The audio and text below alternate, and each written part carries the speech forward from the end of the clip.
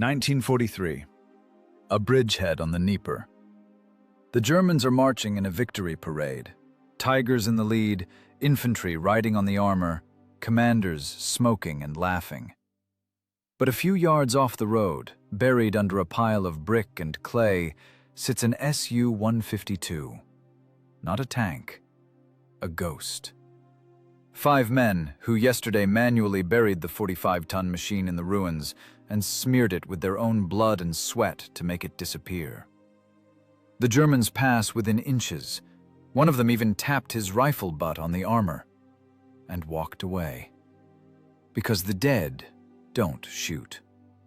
But when the dead machine suddenly comes to life and starts firing at point-blank range, when the smoke from the fire turns into the smoke of burning German tanks, when the crew, choking on fumes, continues to work anyway, what happened next?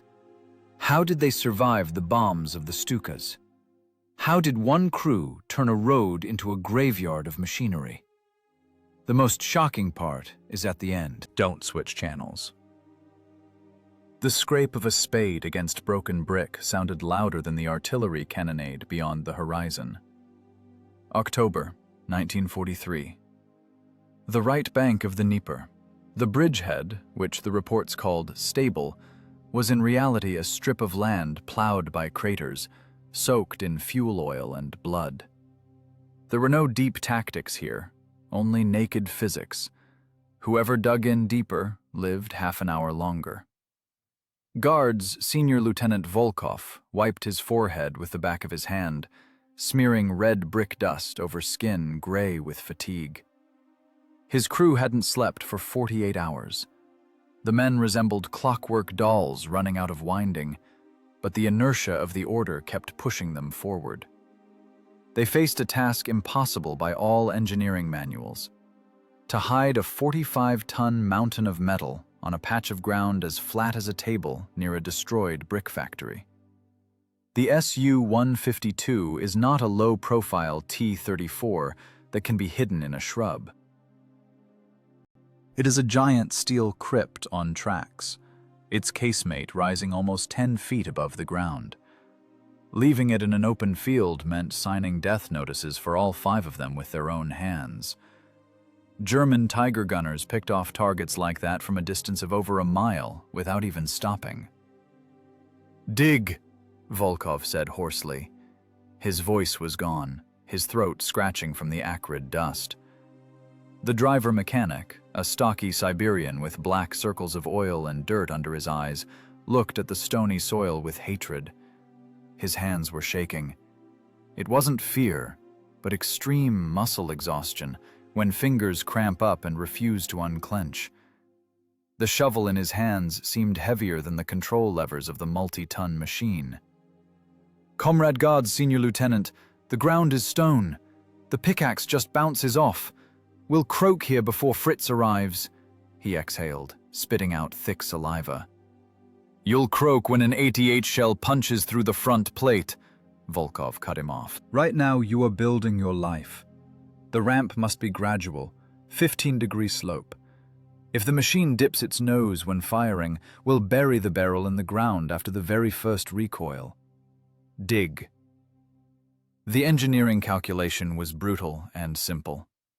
Driving the self-propelled gun into the factory ruins was impossible. The debris was impassable even for wide tracks. Only one thing remained: to become part of those ruins. The crew gnawed into the mound of construction waste, creating an artificial emplacement. It wasn't just a pit. It was a complex fortification structure designed to dampen the colossal recoil energy of the 152mm ML-20 howitzer cannon. Each shovel of earth weighed pounds, but felt like a ton. The loader, a guy with broad shoulders now slumped under the weight of his tunic, could barely move his tongue. "Commander, maybe that's enough?" The tracks are hidden. The casemate.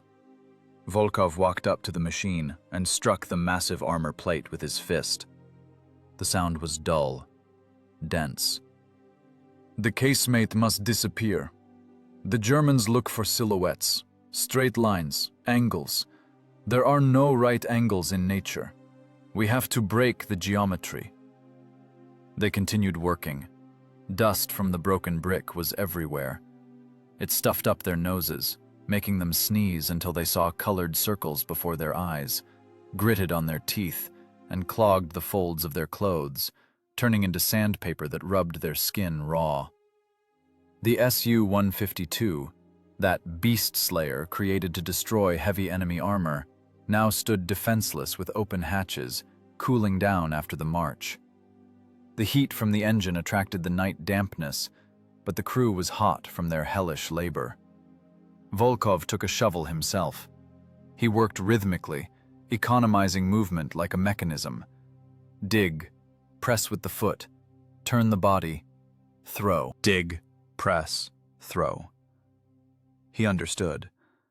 Camouflage isn't branches stuck into a net. Branches dry out in 2 hours and give away the position with their yellowing against the gray stone. Camouflage is mimicry. The Su-152 had to become a pile of garbage. "Bring the tarp," he commanded an hour later, when the pit reached the required depth.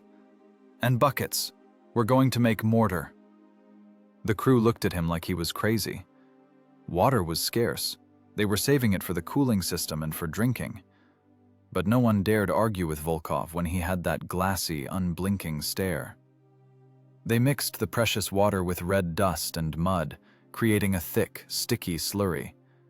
They began to smear the armor with this mixture. The standard protective green color vanished, giving way to the dirty brown shade of broken brick. "Smear it thicker, don't spare it." Volkov controlled every stroke. "Wrap the barrel in burlap, mortar on top. The muzzle brake, especially carefully." The characteristic slots of the muzzle brake are our gun's passport. If a German sees them through binoculars, he'll realize that in front of him isn't a pile of junk, but a caliber capable of tearing his head off. The work had been going on for 4 hours. Calluses on their hands burst, lymph mixing with dirt on the shovel handles. The loader, swaying, nearly fell into the trench. The gunner caught him. "Hold on, Sergei. Just a little more." "I'm going to fall asleep standing up," the loader whispered. "Right here in the mud." "You fall asleep, you won't wake up," grumbled the driver, wiping his face with an oily rag. "The commander is right. If we don't dig in, aviation will flatten us at dawn.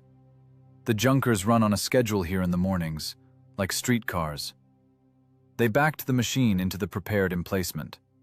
The V2K engine roared, spitting out clouds of blue smoke. But in the rumble of the front-line night, the sound drowned like a drop in the ocean. The tracks ground the brick with a clatter, the machine settling, pressing into the soil with all its 45-ton weight. When the engine died, a ringing silence fell, broken only by the heavy, wheezing breathing of 5 men. Volkov walked 50 yards away in the direction of the enemy's expected appearance. He crouched, simulating the eye level of a German observer. The moon, breaking through the ragged clouds, illuminated the factory ruins. Where the formidable self-propelled gun had just stood, there now rose a shapeless mound of debris, trash, and dust. No glint of metal, no geometry, only the chaos of destruction. The gun barrel, wrapped in rags and smeared with clay, stuck out of the pile like a fragment of a water pipe or a ceiling beam. "Invisible," Volkov whispered to himself. A cold satisfaction stirred in his chest, the satisfaction of an engineer who had solved a complex problem. Hell if you find it until it barks itself. He returned to the machine. The crew sat on the ground, leaning their backs against the road wheels. They had no strength to rejoice. There was only the dull stupor of men who had scooped out their physical resources to the bottom. "Everyone sleep," Volkov said quietly. "Watch duty 1 hour at a time. I'm first." He knew that in the morning, this pile of bricks would have to come alive. He knew that engineering preparation was only half the battle. The second half was nerves. Forcing yourself to sit in this iron box when a steel avalanche is crawling toward you and not shooting until you see the whites of the enemy's eyes. But right now, the main thing was that their hands, rubbed raw to the meat, and the tons of shoveled earth had given them a chance to take the first shot. And in a duel of heavy calibers, the first shot usually becomes the last for the loser. Red brick dust slowly settled on the armor, finally erasing the line between technology and landscape. Gray pre-dawn fog crawled from the Dnieper, licking the cold stones and metal. It seeped into the slits of the observation devices, settled as condensation on the gun breech, mixing with the smell of gun oil and yesterday's sweat. Inside the fighting compartment of the Su-152, there was a heavy stench of unwashed bodies and cooling steel. Guards Senior Lieutenant Volkov didn't sleep. He looked into the panoramic sight, but saw not a landscape, but a firing scheme. In his head, war was a set of vectors, velocities, and angles of a shell meeting armor. When dawn began to dilute the inky darkness with milky whiteness, Volkov kicked the loader, who was dozing on the ammo rack, with his boot. "Up! Look here!" The crew, groaning and rubbing stiff necks, pressed against the periscopes. Before them lay a picture of ideal death. To the left, a quarter of a mile away, a strip of dense forest turned black, the dream of any tanker from a textbook. Thick undergrowth, reliable shade, excellent escape routes. To the right, an open field, exposed to fire all the way through, and they were sitting in the middle of a pile of broken brick, just 100 yards from the road along which German armor was due to pass any minute. "Commander, this is a coffin." The gunner's voice trembled. "We're on a platter. The forest is right there. Why aren't we in the forest? There are tree trunks there at least, some kind of protection. But here, just a collapsed wall. They'll burn us with the first shot." Volkov grinned. The grin was terrifying, just teeth on a gray face. "Look at the forest," he ordered. "Look closely. What do you see?" "Trees, bushes, a position." "You see a target," Volkov cut him off harshly. "And the German sees a target. The German has a staff culture. He fights by the manual. His artillery observers will blanket the edge of the forest first thing. Mortars will fly there before the lead tank even shows itself around the bend. The forest is a magnet for shells. It's obvious cover. And obvious cover in war is a mass grave." He shifted his gaze to the road, which snaked like a gray scar across the field. "Now look at us. We are garbage. We are a pile of construction trash, ruins of a brick factory. For a German gunner, this is a dead zone of perception. His eye will slide over these bricks and move on, looking for tank silhouettes in the bushes. Psychology, damn it. A human looks for danger where it should be, not where it is. He won't look for a 50-ton self-propelled gun in a pile of rubble right under his nose. It's an audacity that doesn't fit into Prussian logic. Volkov knew what he was talking about. He had read the interrogations of captured German tankers. They always complained about the incorrect war of the Russians, about breaking the rules. Volkov turned this violation into a system. His engineering trap was built on a paradox. Be where it is impossible to be. From the outside, their machines ceased to exist. Yesterday's hard labor with shovels and mortar had turned the formidable beast slayer into part of the landscape. The ML-20 gun, that steel hammer of 152mm caliber, no longer looked like a cannon. The barrel, wrapped in burlap soaked in clay and rolled in plaster crumbs, resembled a fragment of a factory pipe or a concrete beam sticking out of the ruins. The muzzle brake, a characteristic detail by which this caliber is unmistakably recognized, was camouflaged especially carefully. The slots were covered with plywood shields painted to look like rusty iron, breaking the recognizable predatory profile. "What if they send infantry ahead?" asked the driver, not taking his eyes off the levers. "If some Hans comes up to take a leak on these bricks, he'll see the road wheels." "He won't come up." Volkov's voice sounded like the clang of a bolt. "They are moving in the marching column. They are sure the bridgehead has been cleared by aviation. They are kings of the road. The infantry will be sitting on the armor or in trucks, swilling schnapps and playing harmonicas. They won't comb through every pile of garbage. They have a schedule. Order." Silence hung in the casemate. The crew digested what they had heard. Fear hadn't gone anywhere. It had just changed shape. From panic-stricken animal terror, it turned into the cold, sticky fear of making a mistake. Now everyone understood. Their lives depended not on the thickness of the armor.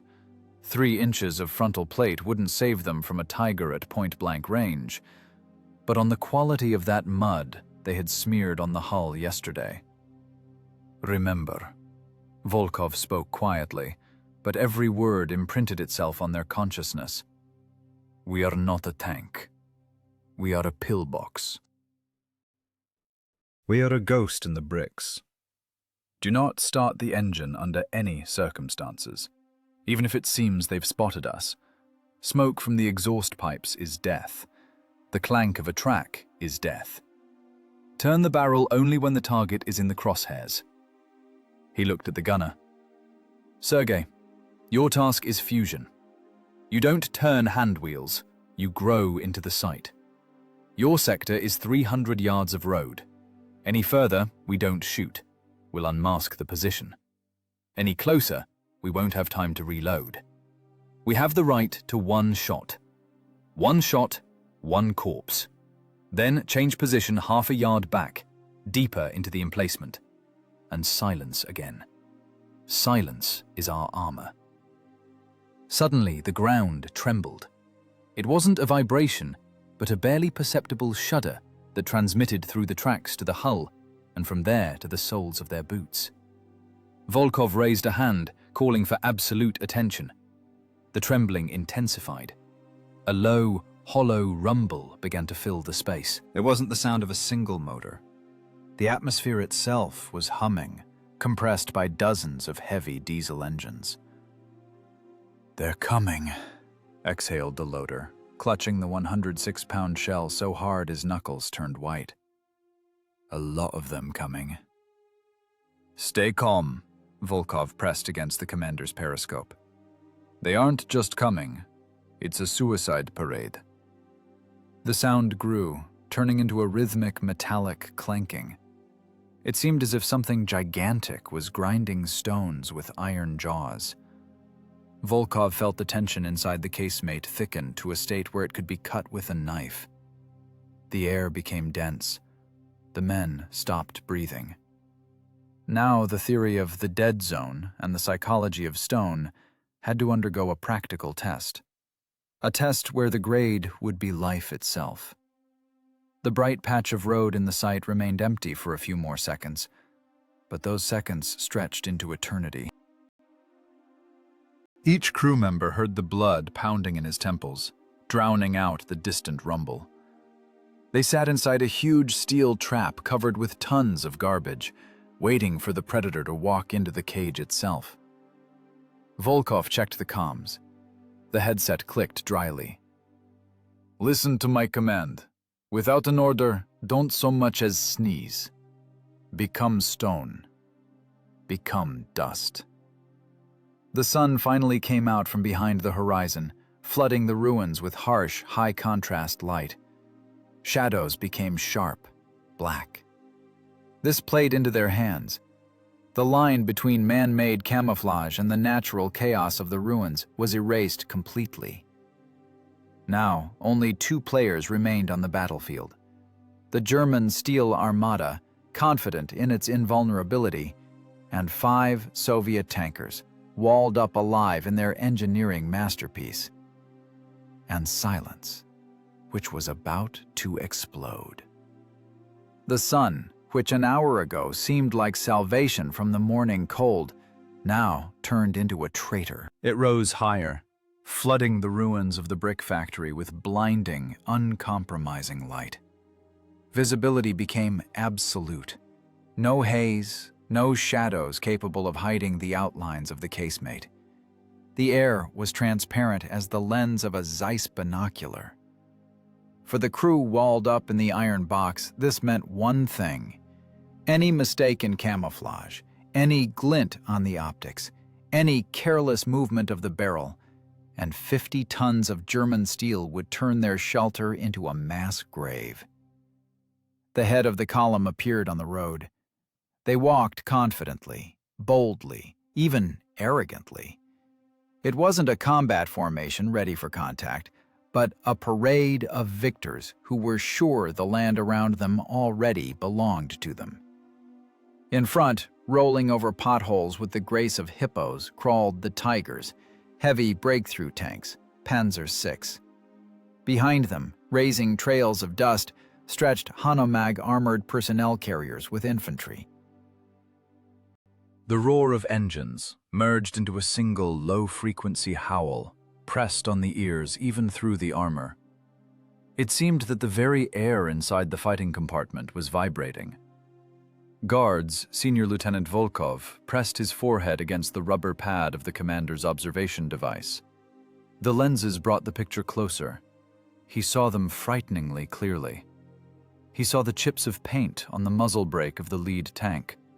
He saw the German commander, leaning out of the turret hatch to his waist, adjusting his throat microphone and saying something to his crew. A light, relaxed smile played on his face. The smile of a man going on a picnic, not to his death. He didn't look at the ruins. His gaze slid over the pile of broken brick, directed toward the forest. "Don't breathe," Volkov whispered with just his lips. "Everyone freeze. Become part of the iron." Inside the self-propelled gun, time thickened and stopped. The second hand on the commander's wrist moved in jerks, and each jerk reverberated as a heartbeat in his throat. In the cramped, enclosed space of the casemate, smells sharpened to the point of nausea. The sour smell of old sweat, the sharp spirit of oily rags, and the sweetish taste of fear coming from the men. "Commander, range 800, the gunner's voice broke into a wheeze. "I see the side of the lead one.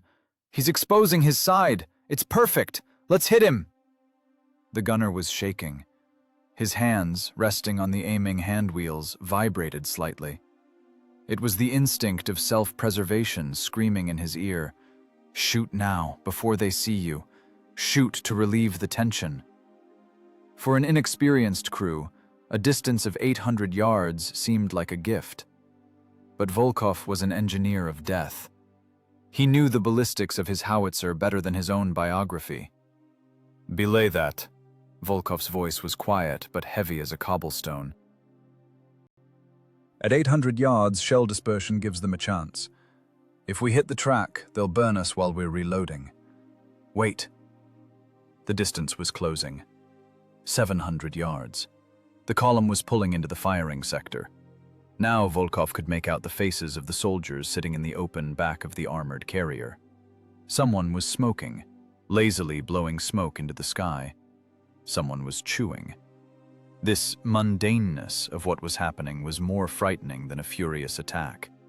The enemy was here, close, alive, warm, confident in his impunity. And they sat in a stuffy crypt, clutching the cold steel of handles in sweaty palms.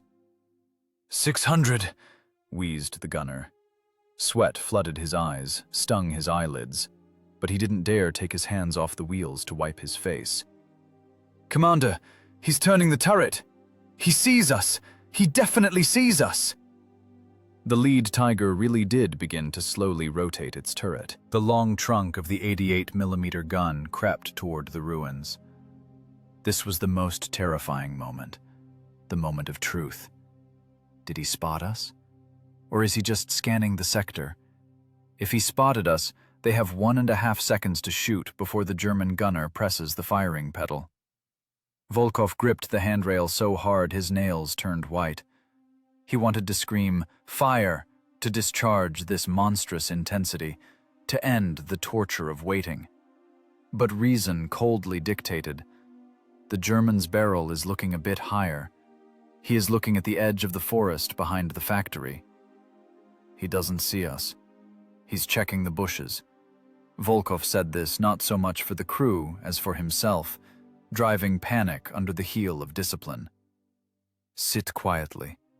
We are bricks. We are garbage. Bricks don't shoot. 500 yards. Now the roar of engines drowned out all sounds. The ground beneath the belly of the Su-152 shook. Vibration transmitted to the hull, and it seemed the self-propelled gun itself was trembling with fear.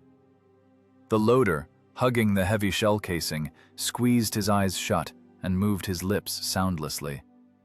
He wasn't praying. He was counting. 1, 2, 3, trying to catch the rhythm of the clanking tracks. 400 yards, Volkov stated dryly. This was the distance of guaranteed destruction. The distance at which the BR-540 armor-piercing shell, weighing almost 108 pounds, leaves no chances for the German feline breed. At such a distance, the kinetic energy of the impact is such that even without penetrating the armor, the crew inside the tank receives a fatal concussion, and mechanisms are torn from their mountings. The lead Tiger was huge. It filled the entire field of view of the site. Gray, flat sides, checkered arrangement of road wheels, the cross on the armor. It was coming straight at them, unsuspecting that it was looking into the pupil of death. "Gunner, target is the lead, under the turret, at the junction of the hull and turret," Volkov commanded. His voice changed. The hoarseness disappeared.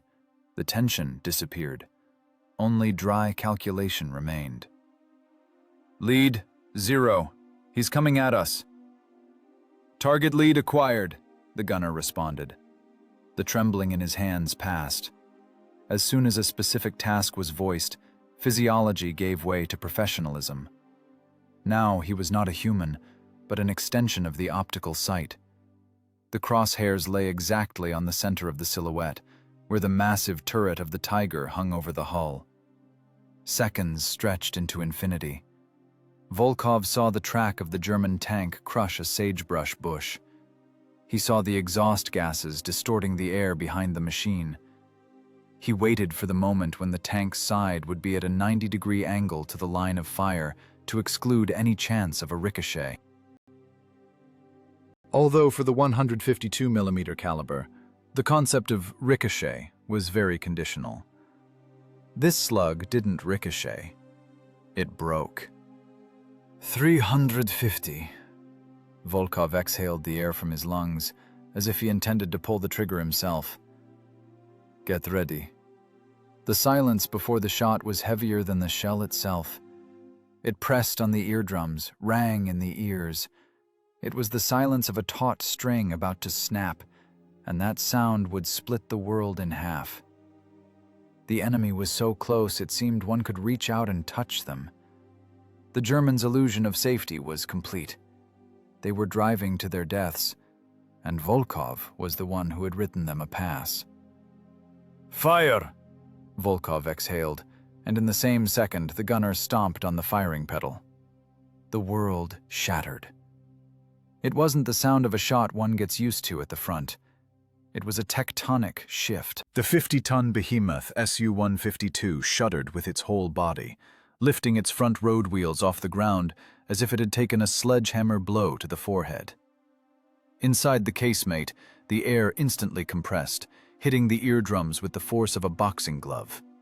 Ancient dust and dry scale rained down from the ceiling, from the cracks in the plating, instantly clogging lungs. The 108-pound armor-piercing shell left the barrel at a speed of 2,000 feet per second. At a distance of 350 yards, the ballistics were straight as a laser beam. The laws of probability didn't work here. Only the crude, relentless physics of kinetic energy worked. The slug, capable of smashing through a concrete pillbox, slammed into the junction of the hull and turret of the lead Tiger. The German Krupp steel, considered the standard of strength, could not hold. The monstrous impulse of the impact didn't just pierce the armor. It transferred all the accumulated energy to the multi-ton construction of the tank. Weld seams burst with a screech that drowned out the roar of the explosion. The turret ring bolts, each as thick as a grown man's arm, were sheared off like matches. The Tiger's turret, weighing along with the gun over 10 tons, was torn from its seat. It jumped, flipped in the air like a toy part discarded by a capricious child, and crashed into the roadside ditch with a heavy, dull thud. The tank, just a moment ago the pinnacle of the Reich's engineering thought, instantly turned into a smoking pile of scrap metal.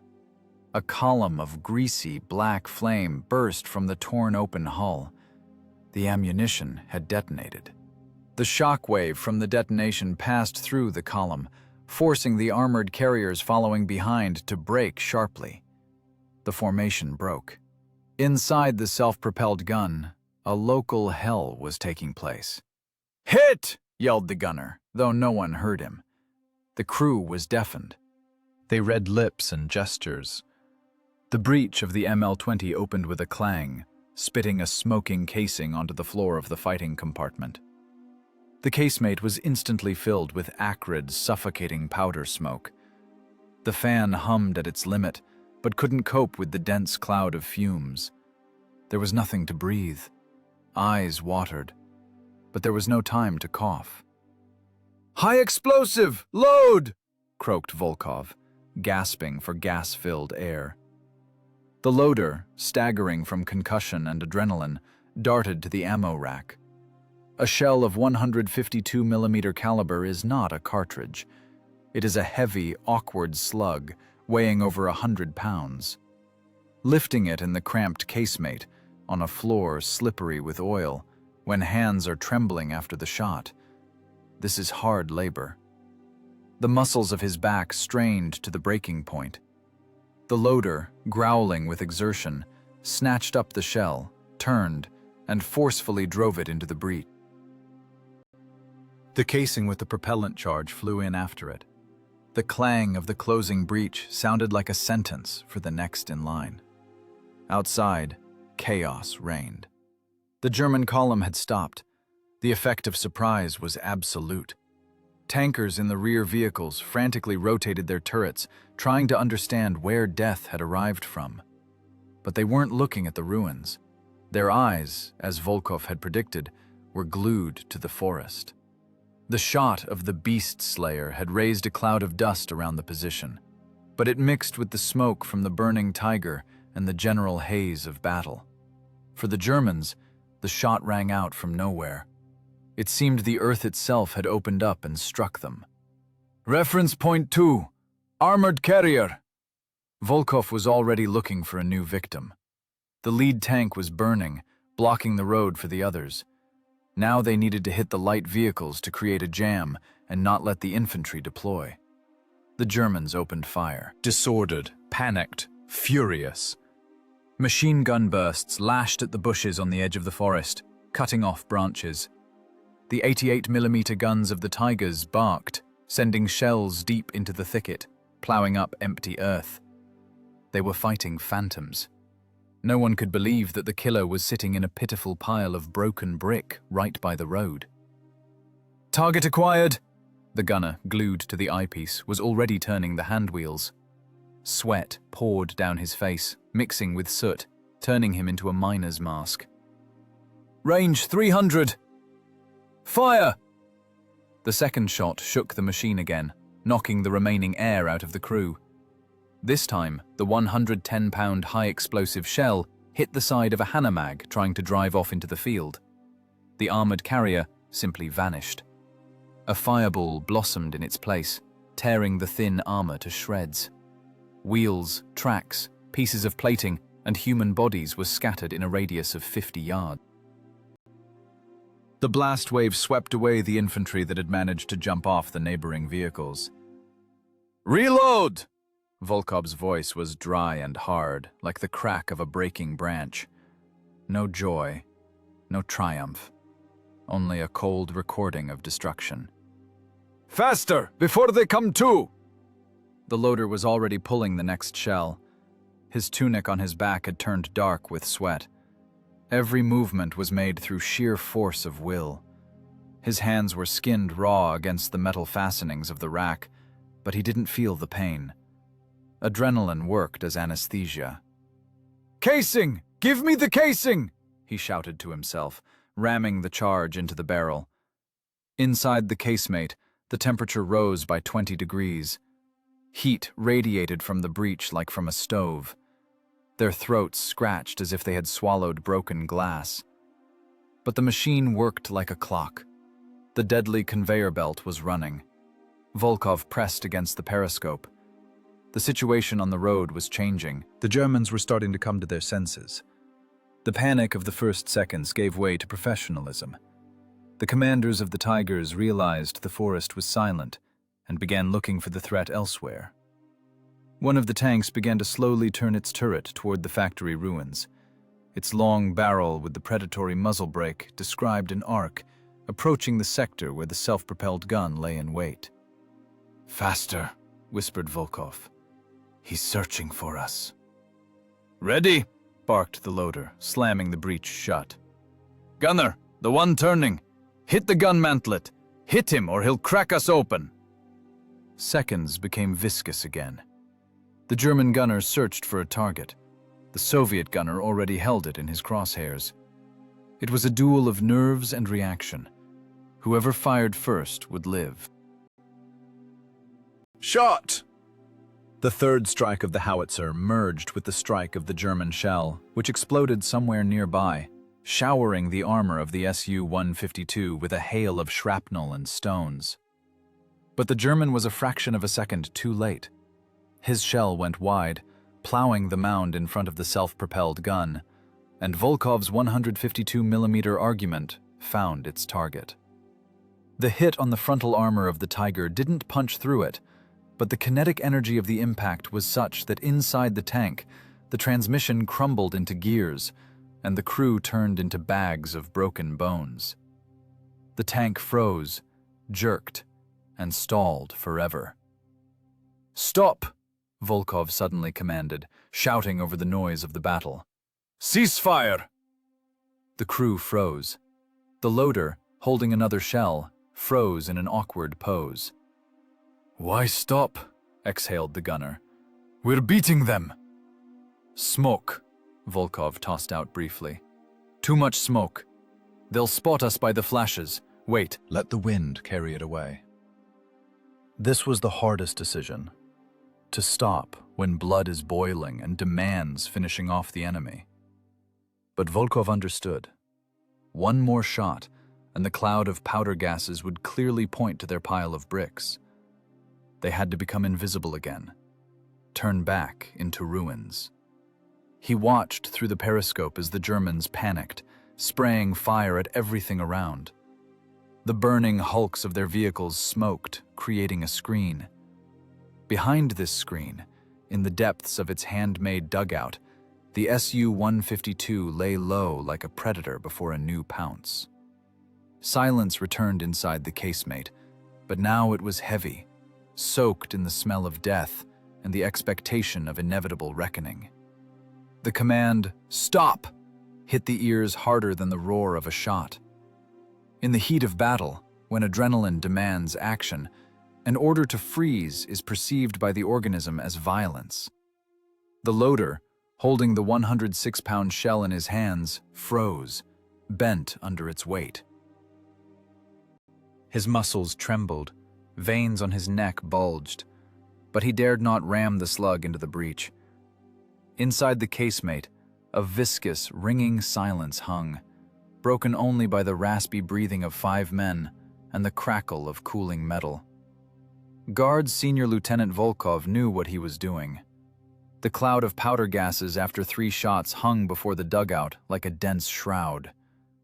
If they fired now, for the 4th time, the flash of muzzle flame would pierce this smoke and work like a signal flare. The German gunners, who were now frantically scanning the horizon with optics, would instantly pinpoint the point of origin of the fire. And then, no bricks would save them. 3 inches of frontal armor on the Su-152 was no protection against the 88mm guns of Tigers at this distance. It was just a wall separating the living from the dead for a fraction of a second. "Shell on the tray, do not ram," hissed Volkov, not tearing himself away from the periscope. Outside, hell was beginning. The Germans, having lost the lead tank and 2 armored carriers, shifted from confusion to fury. They acted according to Wehrmacht regulations. Upon contact with an unknown enemy, suppress all suspicious zones with fire. The turrets of the surviving tanks turned toward the forest. The forest seemed to them the only logical place for an ambush. The air was torn apart by howling and thunder. German shells began to plow up the edge of the forest, tearing up trees by the roots and raising pillars of black earth. Shrapnel whistled over the ruins of the brick factory, clicking against the armor of the self-propelled gun like hail on a tin roof. Ping, ping, thud, screech. Each sound made the crew pull their heads into their shoulders. This was the most terrifying type of combat. Passive waiting. When you sit inside a steel barrel being beaten with a hammer, and you have no right to answer. The driver mechanic couldn't take it. His hands reached for the control levers on their own. The instinct of self-preservation screamed, "Run! Back up! Hide deeper!" His feet danced on the pedals, ready to jerk the multi-ton machine from its place. "Where are you going?" barked Volkov. He leaned over the breech and grabbed the driver by the shoulder, squeezing his fingers so hard the man gasped. "Hands off! Commander, they're ranging in. They're going to lay it right here. We need to go back, behind the wall." The driver's voice broke into a squeal. In his dilated pupils splashed the animal terror of a man trapped. "Sit," Volkov spoke quietly, but there was so much lead in his voice that the driver's hysteria choked. "You move, I'll kill you. Back up, you'll raise dust. Clank a track, they'll hear us. We are dead. Do you understand me? We are a pile of bricks. Bricks don't drive." It was brutal psychology. Forcing men to suppress the fight or flight reflex is a task harder than calculating a shell trajectory. Right now, heroism lay not in throwing oneself on an embrasure, but in turning into stone. The discipline of silence. Volkov felt his own heart pounding against his ribs, but outwardly he remained a block of ice. He was the rod on which the crew's sanity held. The smoke in front of the casemate slowly dissipated, carried by a weak wind toward the river. This played into their hands. The cloud crawled toward the German column, obscuring the view for the enemy gunners. The Germans continued to frenziedly shoot up bushes and ravines. Cut branches fell to the ground, earth flew into the sky. They were wasting ammunition on phantoms. "Do they see us?" whispered the gunner, wiping the sweat flooding his eyes with his sleeve. "No," answered Volkov. "They are fighting a tactics textbook. They don't believe we are arrogant enough to sit right under their noses." Inside the self-propelled gun, the heat was stifling. The ventilation had to be turned off so the noise of the electric motor wouldn't give away the position in moments of quiet between explosions. The air was thick, heavy, saturated with the smell of burnt gunpowder, which settled as bitterness on the tongue. The men breathed every other time, saving oxygen. Suddenly, quite close, about 30 feet from the camouflaged machine, a stray, high-explosive shell burst. The Su-152 rocked. Plaster and small nuts rained down from the ceiling. The shockwave hit the armor with such force that the loader got a nosebleed. He wiped it with the back of his hand, smearing red on a face black with soot, but didn't make a sound. The shell he was still holding on the tray seemed to weigh a ton now. His hands went numb, but putting it down was impossible. The clank of metal on metal could be a death sentence. "Hold it, Sergei, hold it," whispered the gunner, not looking away from the sight. "Just a little longer." Volkov saw through the periscope as the German commander of the third tank in the column leaned out of the hatch, scanning the terrain with binoculars. He was looking for flashes, looking for movement. His gaze slid over the pile of bricks under which the Soviet self-propelled gun was hiding, lingered for a fraction of a second, and moved on. The camouflage made of mud, trash, and sweat had worked. Blurred contours, lack of straight lines, total blending with the chaos of the ruins deceived the eye of the professional. "Close one," exhaled Volkov. But it was too early to relax. The Germans stopped the rapid fire. A pause ensued. A terrible, ominous silence in which only the purr of diesels could be heard. The enemy was regrouping. They realized the forest was empty. Now they would start searching more methodically, square by square. "Driver, foot on the clutch, but don't disengage," commanded Volkov. "Be ready to jerk, but only on my command." "If they come to comb the ruins with infantry, we'll have to crush them with the tracks." The crew sat motionless. Sweat streamed down their backs in cold rivulets. It was a test of stasis, endurance against technology, nerves against caliber. Volkov looked at his watch. Only 3 minutes had passed since the last shot, but those 3 minutes cost them a year of life. The second hand crawled agonizingly slowly, measuring out the time their own audacity and discipline had gifted them. They had won the first round by remaining invisible, but war doesn't forgive pauses. In the sky, with a growing roar, a new threat was already being born, against which armor and camouflage were powerless. The roar born in the sky differed from the bellow of tank diesels. It was a high, whining sound that made not only eardrums vibrate, but teeth as well. It grew with every second, turning into a drilling screech penetrating through armor like radiation. "Guards." Senior Lieutenant Volkov raised his head, though he couldn't see the sky through the roof armor. But he knew that sound. It was a death against which they had no arguments. "Air!" he shouted, though the command was meaningless. There was nowhere to run, nothing to shoot with. The elevation angle of the ML-20 gun was only 20 degrees. Shooting down a diving bomber from a howitzer is fiction for bad novels. Over the bridgehead appeared the Junkers 87, characteristic angular silhouettes with fixed landing gear, for which the infantry nicknamed them Stukas. They came in flights, forming a hellish carousel over the forest. The Germans, failing to find the enemy on the ground, decided to level the landscape itself. The enemy's logic was ironclad. If the Russians aren't visible, then they must be destroyed, along with the square mile of territory where they might be hiding. The first plane tipped into a dive. The siren turned on, the Jericho trumpet.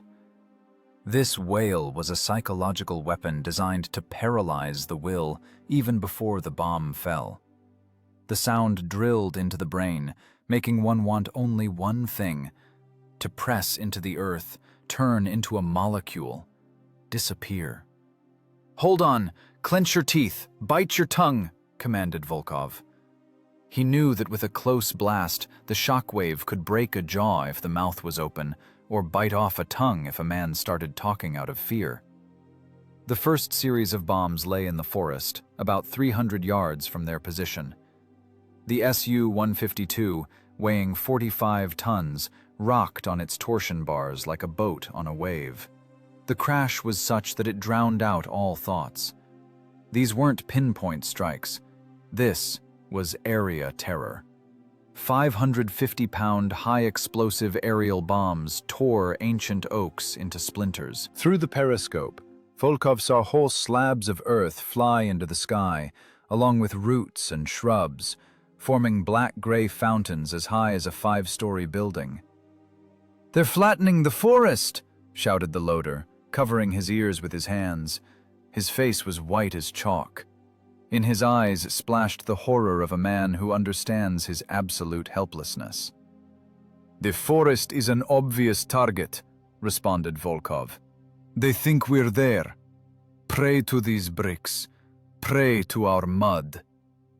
The second pair of Junkers entered their combat run. The drop point shifted. The explosions were getting closer. It was the mathematics of destruction. The bombers covered squares, methodically shifting the aiming grid closer to the road and the factory ruins. Volkov watched the deadly waves stepping toward them. 300 yards, 200, 150. The shock wave from another explosion hit the hull of the self-propelled gun like a giant hammer.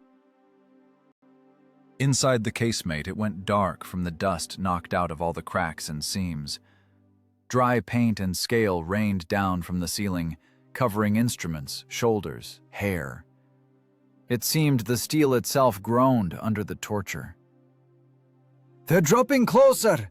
The bastards are dropping closer!" The driver gripped the levers as if he wanted to tear them out by the roots. He was shaking. "Commander, they're going to cover us! A direct hit, and there won't be buttons left of us!"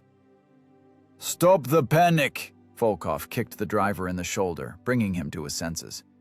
"A direct hit is a lottery. 1 chance in 1,000. Shrapnel doesn't scare us. The main thing is camouflage. If we twitch, if we run, they'll shoot us from the air like rabbits. Sit!" Another explosion thundered quite close, about 50 yards away. The self-propelled gun was tossed up. The loader hit his head on the breech. Blood ran down his forehead, but he didn't even notice the pain. The crash hit their ears with dense cotton. Temporary deafness set in. Volkov felt the vibration pass through the soles of his boots, through his spine, resonating in his skull. Outside, chaos reigned. The blast wave blew away the camouflage. Branches, trash, pieces of brick with which they had so carefully covered the machine flew in all directions. Volkov looked into the periscope with horror, expecting to see bare armor, but the layer of dried mud and clay mortar held. They still looked like a pile of construction junk, not a combat vehicle. The German pilots worked like an assembly line. Approach, dive, drop, pull out, turn. They didn't see a target. They were simply destroying a square. A bomb fell at the very edge of the ruins. Shrapnel drummed on the armor with a nasty, sharp screech. One large fragment hit the gun barrel, striking sparks, but the thick steel of the howitzer held. Inside the machine, it smelled of ozone and burning. The crew sat huddled in a ball. No one was acting like a hero. In such moments, there is no place for bravado. There is only animal instinct, forcing one to seek the deepest hole. But their hole was a steel box that could become their coffin. "Another run," whispered the gunner. He looked into the site, which now showed only clouds of smoke and upheaved earth. The last pair of planes dropped their load right on the road, smashing the remains of the asphalt and craters. Stones and clods of earth crashed onto the roof of the Su-152 like a real rockfall. The sound was as if they were being buried in a grave. Darkness inside became almost total. Then silence fell. The drone of planes began to recede. The Junkers, having dropped their bombs, were heading back to the airfield.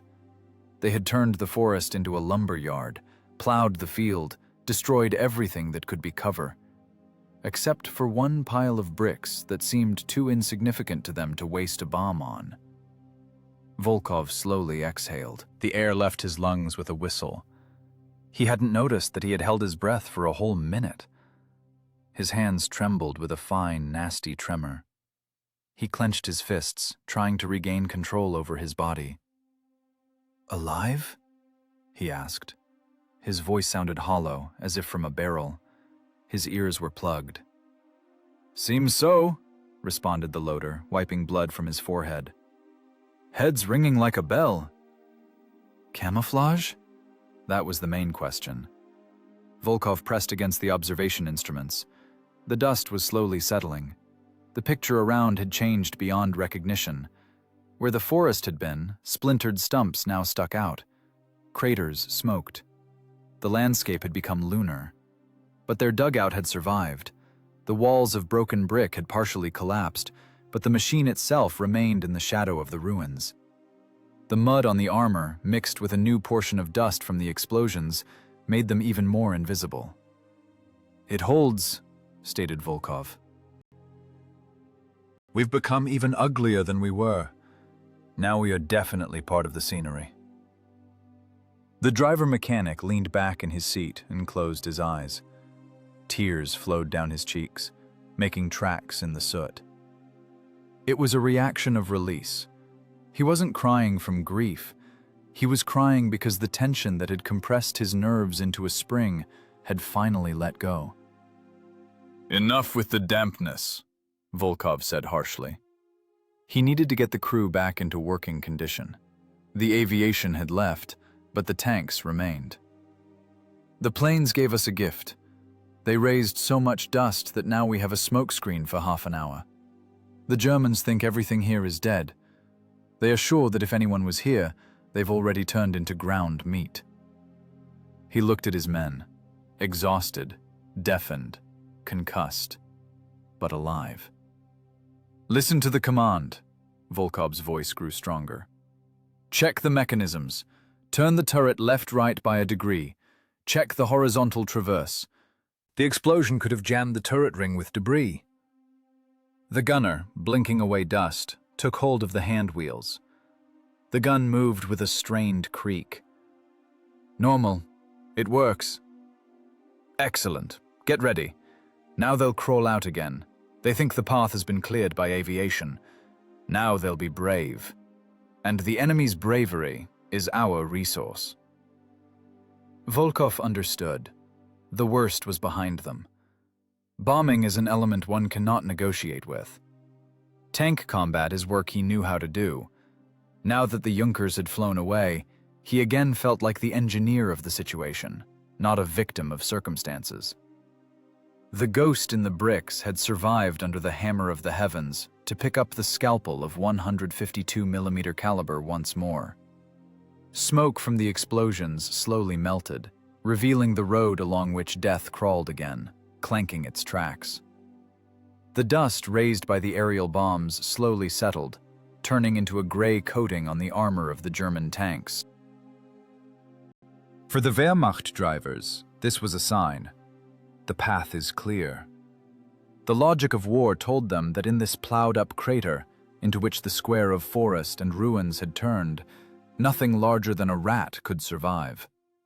The roar of engines gathered strength again. The column, jerking with its whole steel body, resumed movement. They drove over the corpses of their own vehicles, driving around the burning hulk of the first Tiger, confident that the Luftwaffe's heavenly hammer had already solved all problems.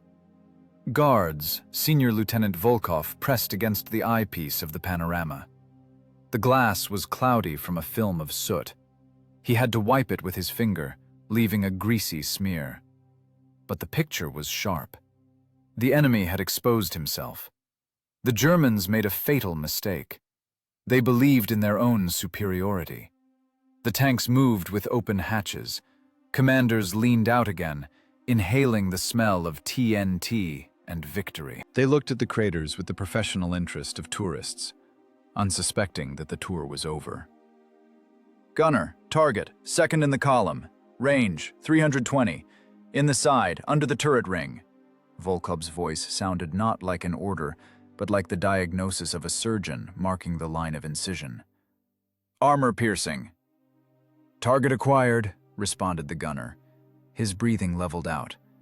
After the panic of the bombing came the stage of icy, professional calm. His hands worked the wheels softly, smoothly, selecting millimeters. The cross of the sight lay on the middle of the side of the German Panther tank, which was trying to bypass the obstruction.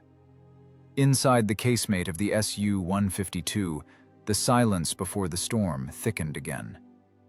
The loader stood by the breech, ready to accept the recoil. The driver kept his feet on the pedals, ready for a microscopic jerk. "Fire!" Trigger. Impact. Again, the world shrank to the size of a shell casing. The 45-ton machine shuddered, absorbing the colossal recoil energy. A shot from an ML-20 howitzer at this distance is not artillery. It is an execution at point-blank range. The shell, weighing almost 108 pounds, stitched through the side of the Panther like a cardboard box. No fuse was needed. The kinetic energy of the slug, multiplied by mass, turned the tank's insides into shrapnel of molten metal. The turret wasn't blown off. It was simply driven inside the hull, grinding the crew along with the breech of their own gun. The tank flared up instantly. A pillar of flame shot up 30 feet, thick, greasy smoke from burning gasoline and rubber immediately obscuring the view for those following. "Done," exhaled the gunner, not tearing himself away from the sight. "Burning like a candle." "Reload! High explosive!" Volkov gave no time for emotions. "Reference point 3. Armored carrier. Need to cut off the infantry." Now the work of attrition began. The loader, Sergei, turned into a living mechanism. A shell of 152mm caliber weighs over 100 pounds. In a normal state, lifting it and ramming it into the barrel is an exercise for a weightlifter. But now, on a wild cocktail of adrenaline and fear, these lead ingots seemed like feathers. The muscles of his back and arms worked in overdrive mode, ignoring pain and fatigue. He grabbed the shell, turned in the cramped casemate where every inch of space was packed with equipment, and with a roar, drove death into the breach. "Casing! Give me the charge!" he yelled, tearing his nails on the rack lock. "Driver!" shouted Volkov into the intercom. "Change position! Back half a yard! Left 1 degree!" This was the higher mathematics of survival. Remaining in place after a shot meant death. The Germans had spotted the flash. Now they would start hitting back at the point where the shell flew from. But the Su-152 is not a tank. It cannot spin like a top. It needs movement inside its own dugout. The driver mechanic, working the clutch and friction clutches virtuously, made the multi-ton machine crawl exactly 20 inches back and turn the hull slightly. This maneuver, seemingly insignificant, changed everything. The barrel shifted. The angle of view changed. For the German gunner, who was already aiming his gun at the previous flash location, the target disappeared. The enemy shell, fired in response, passed with a screech where the front plate of the casemate had been a second ago and exploded in a pile of broken brick behind. Shrapnel pinged on the roof, but the armor held. "Missed, you bastard!" The driver grinned viciously. "Ready," reported the loader. The breech clanged, closing the bore. "Target, APC, range 280. Fire!" commanded Volkov. The third shot was terrifying. A high-explosive shell of such caliber, hitting light armor, leaves no hulk. It annihilates matter. The armored personnel carrier with infantry simply ceased to exist. In its place, a crater formed, around which twisted pieces of metal and bodies scattered. The blast wave tipped over a truck driving nearby, tearing off its canvas and scattering crates of ammunition. This was no longer a duel. It was surgery with a sledgehammer. Volkov methodically, shot by shot, knocked out key nodes of the enemy column. He didn't let them raise their heads. He didn't let them understand where the fire was coming from. Smoke from explosions, dust from tracks, fumes from burning vehicles, all this created chaos in which the beast slayer felt like the master. "Fourth," whispered Volkov, counting targets. "I see a self-propelled gun. Stug. It's turning."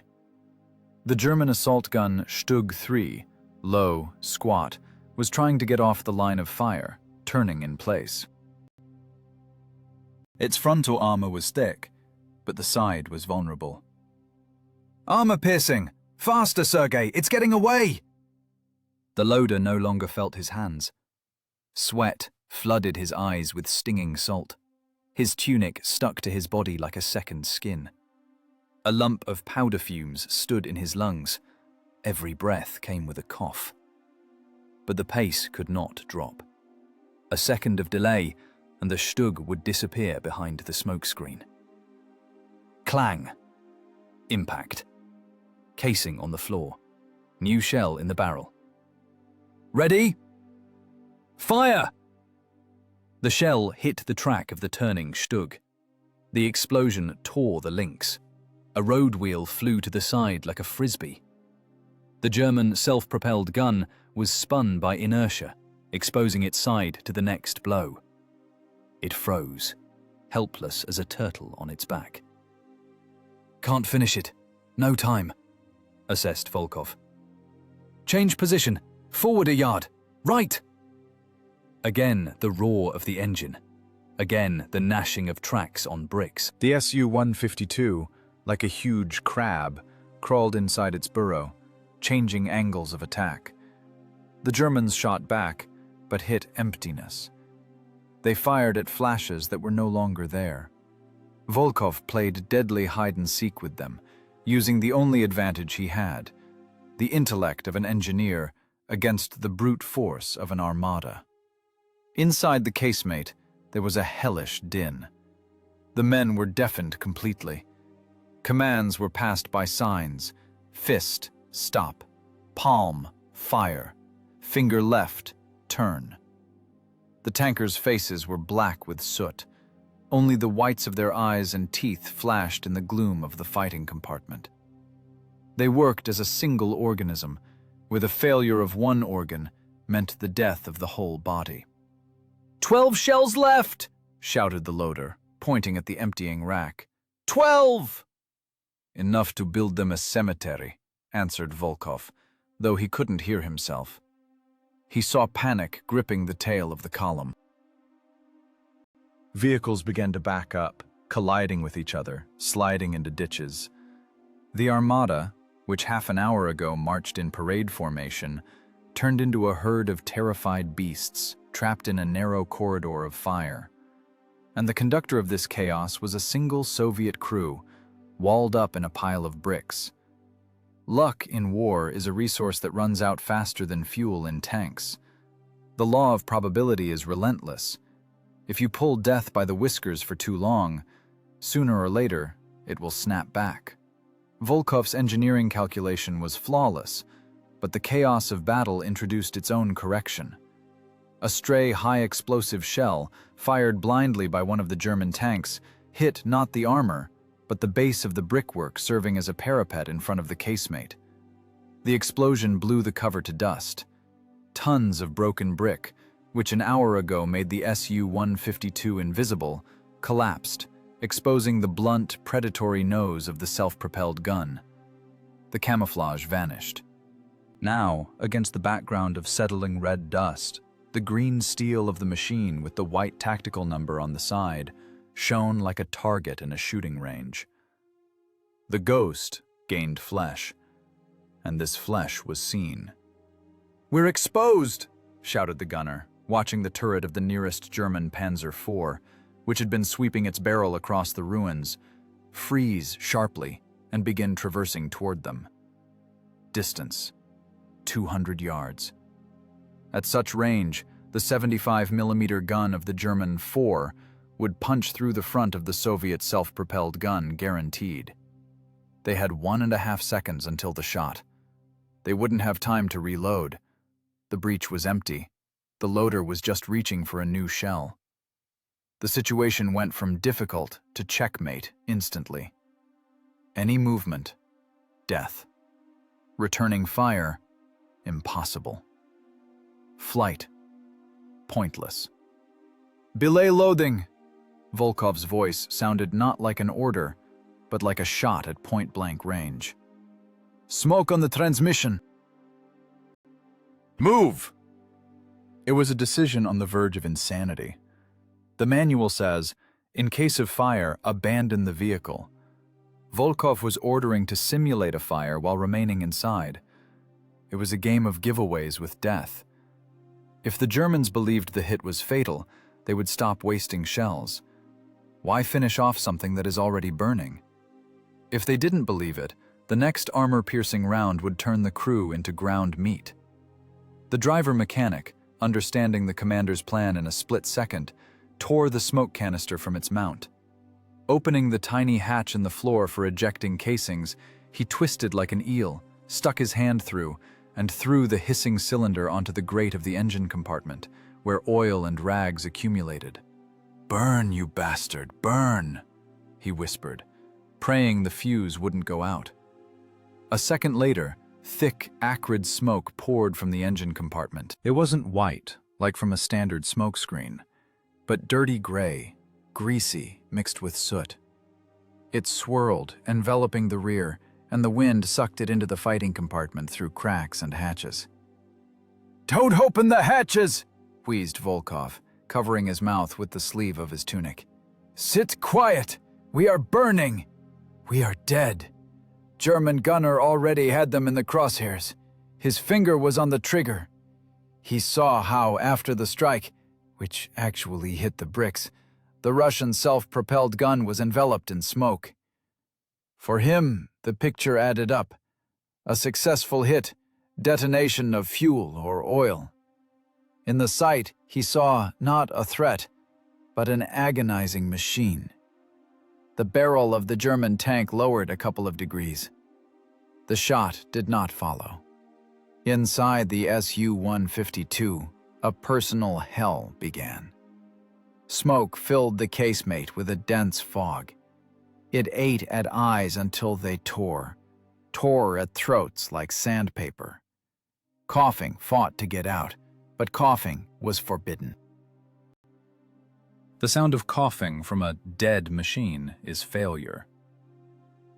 "Breathe through rags," rasped Volkov.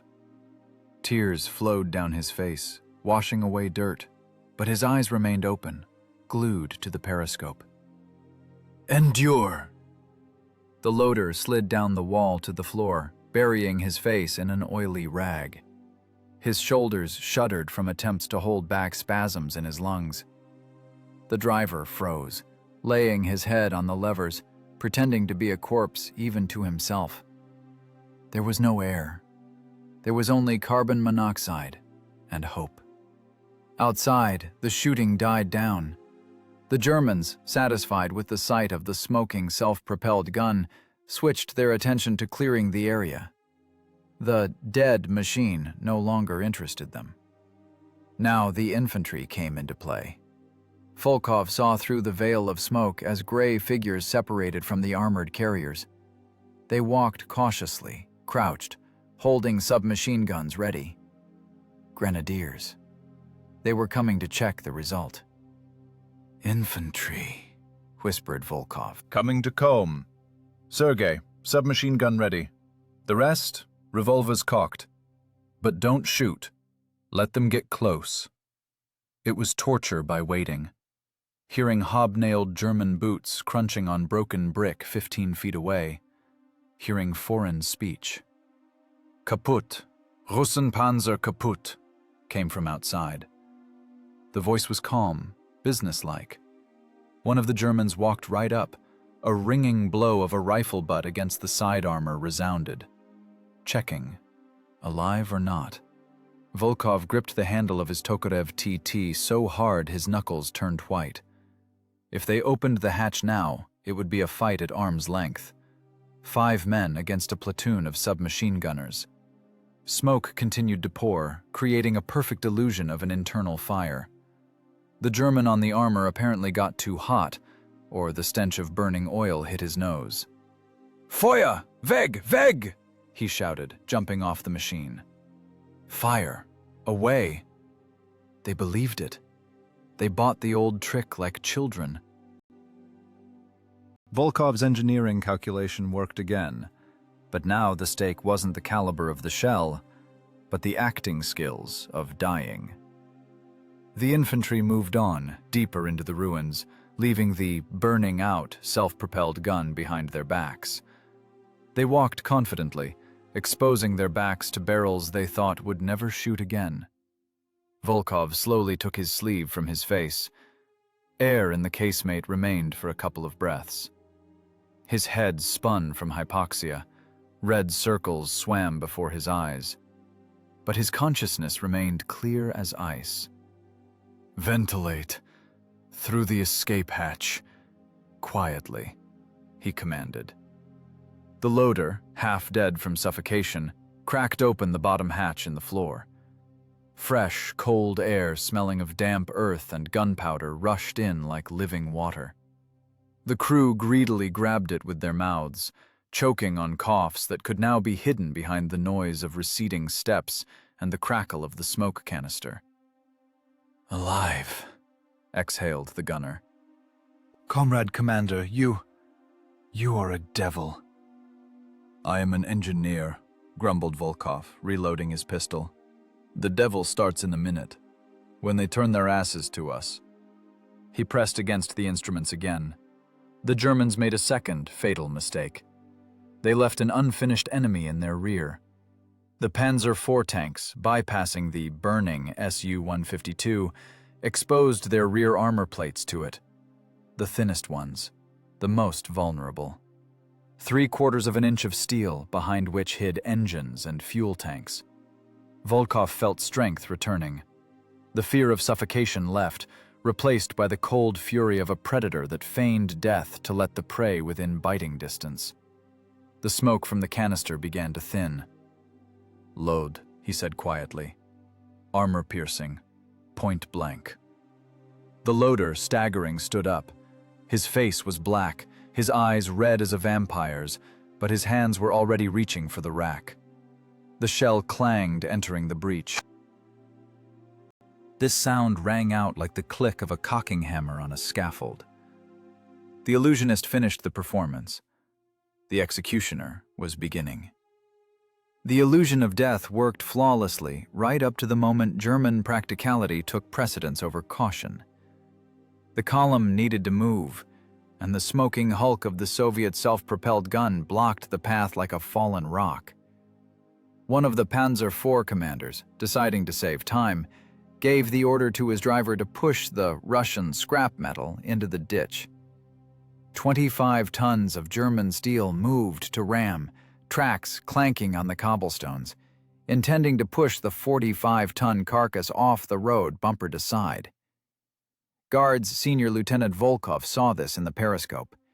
He saw the rivets on the enemy armor, saw the mud on the tracks flying off in chunks with the movement. The distance was closing. 30 feet, 15, 10.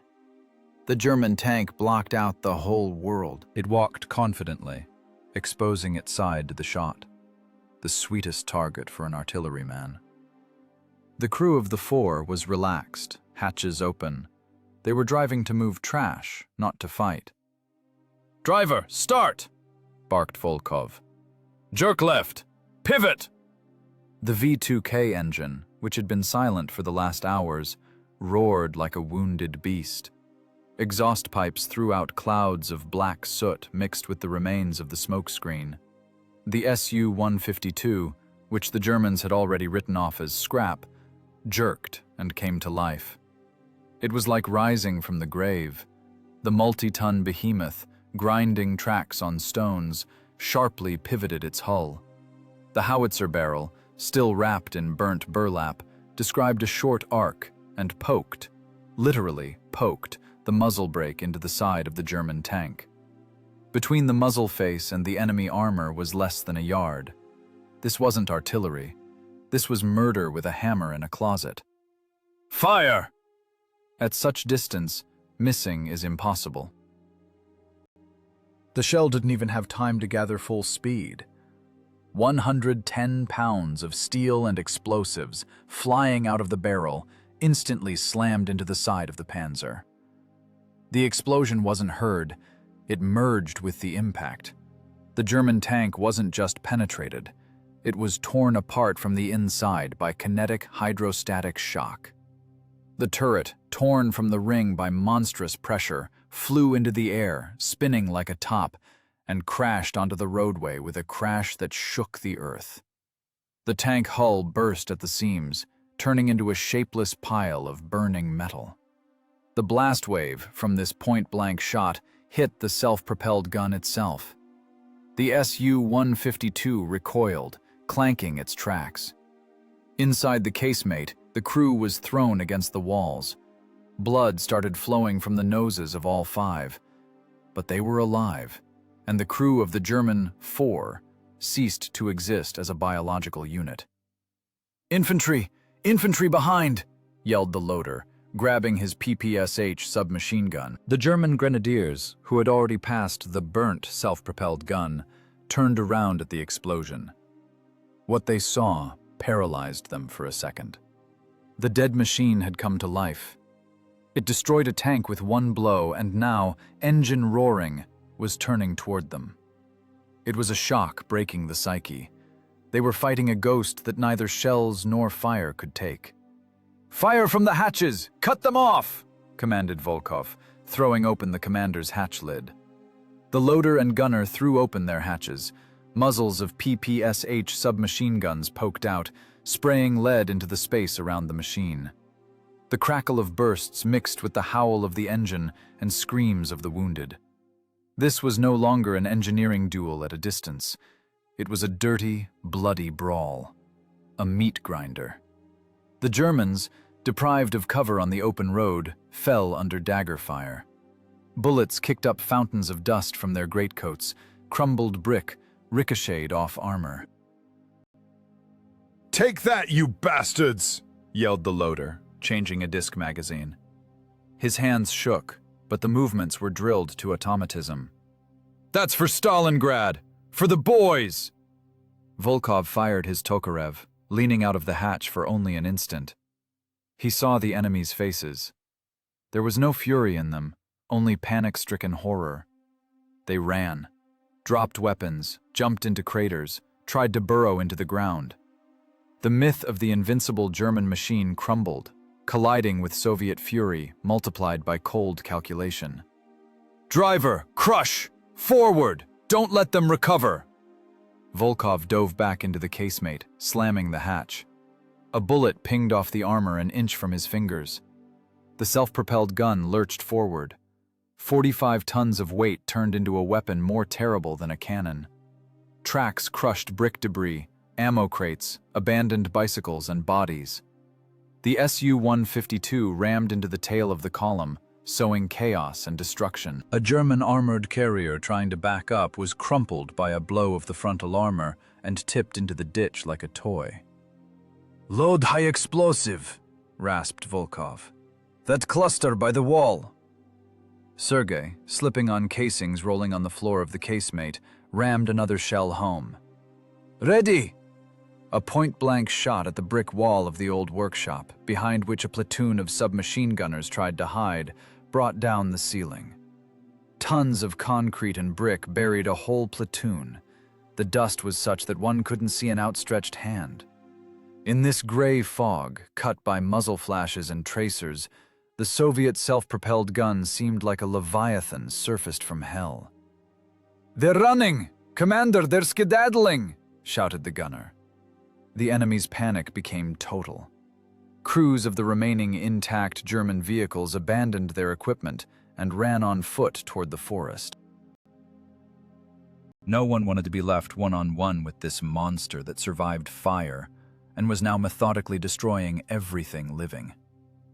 The formation crumbled. Army order turned into a mob. Volkov wiped sweat from his forehead. His sleeve became red with blood oozing from a cut eyebrow, but he didn't feel the pain. He felt only the vibration of the hull and the smell of victory. A harsh, metallic smell of burnt gunpowder and red-hot steel. "Stop engine!" he commanded. "Save shells! Use machine guns on them! Machine guns!" The driver braked sharply. The hull dipped its nose. The crew again pressed to the firing ports and hatches, finishing off the retreating troops with short, angry bursts. This wasn't revenge. It was work to clear the sector. Cruel, necessary work of war. The ghost in the bricks had fulfilled its task. It didn't just stop the column. It broke its spine with fear. Iron burned all around. Flames hummed, devouring German tanks. Black smoke rose in pillars into the autumn sky, mixing with gray clouds. In the middle of this apocalypse stood the Su-152, red from brick dust, hacked by shrapnel, but alive. Its engine worked evenly, measuredly, like the heart of an athlete after finishing a marathon.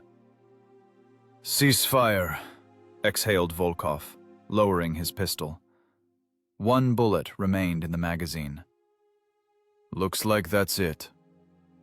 Silence was returning, but it was a different silence. Not that ringing, tense emptiness of anticipation, but the heavy, dense silence of a graveyard of machinery, which they had created with their own hands in 20 minutes of combat. 5 men against an armada. Physics, ballistics, and insane bravery. The equation of death had balanced. The roar of the Su-152's engine finally died. The driver mechanic killed the diesel, and silence fell upon the ruins of the brick factory.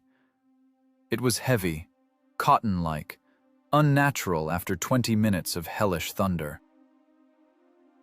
In this silence, only the crackle of cooling metal could be heard, sounds of thermal contraction of the armor and the barrel, which had glowed red-hot. Somewhere in the distance, at the edge of the forest, German vehicles were burning out, where remnants of ammunition dull exploded from time to time.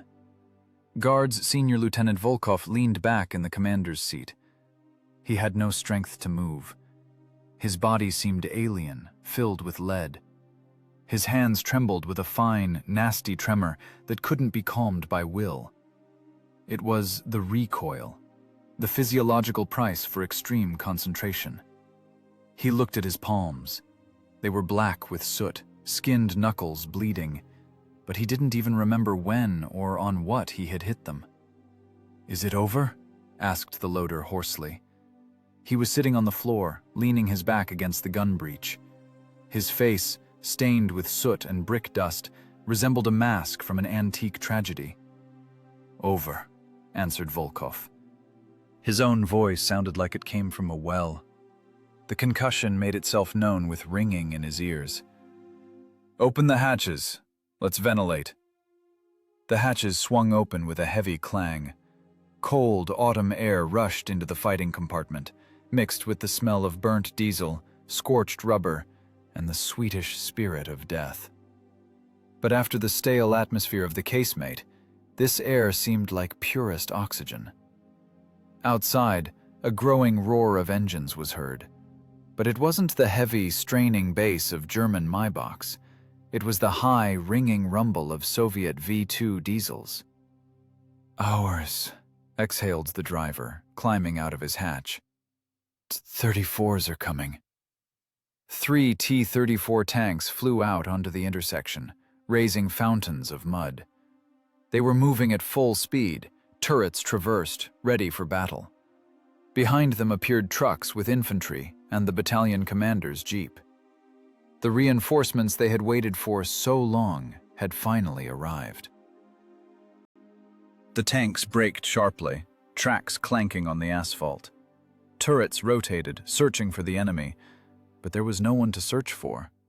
Before the tankers of the main body opened a picture worthy of a realist battle painter's brush, the road was a graveyard of German equipment. The lead Tiger lay in the ditch without a turret, turned into a pile of scrap. A little further, the hulk of a panther smoked. The Stug lay on its side like an overturned turtle. Armored carriers, trucks, motorcycles, all this was mixed with earth, torn to shreds, twisted by the monstrous force of high-explosive blasts. Half a dozen destroyed vehicles, a dozen craters, smoking ruins.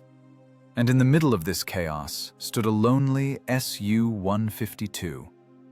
It was red. A thick layer of brick dust covered the armor, barrel, road wheels. The camouflage created by sweat and blood had now baked into a crust. The self-propelled gun looked like an animated fragment of a wall, like a piece of the factory itself that had grown tracks and a cannon. On the side, through the red dust, a white tactical number and traces of ricochets barely showed.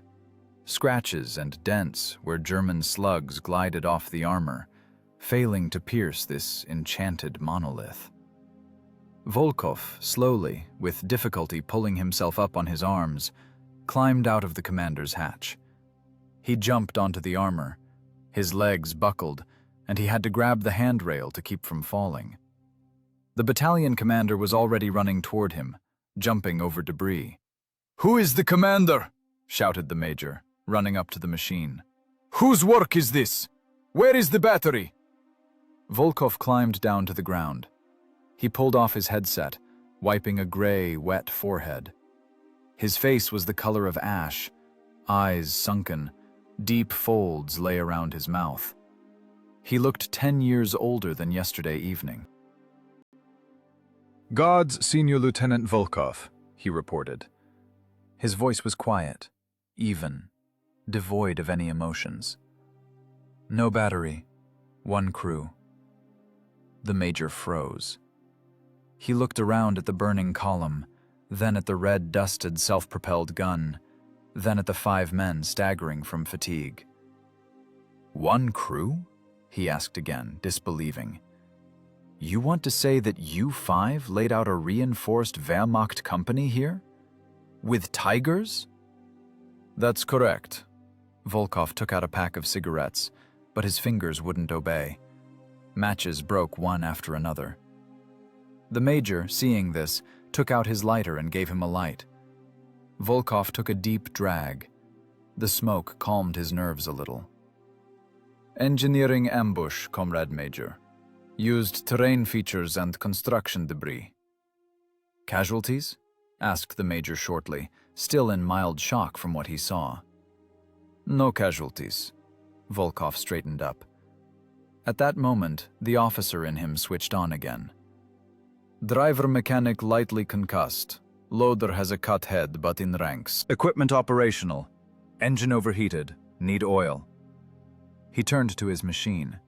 The Su-152 stood cooling, huge and terrible in its utilitarian power. "Reporting the essentials," continued Volkov, hammering out words like hammer blows. "Position held. Breakthrough liquidated. Destroyed. 2 heavy Tiger tanks, 1 Panther, 1 self-propelled gun, 3 armored carriers. Didn't count infantry. A lot. Ammunition expenditure. 12 shells." The major shook his head.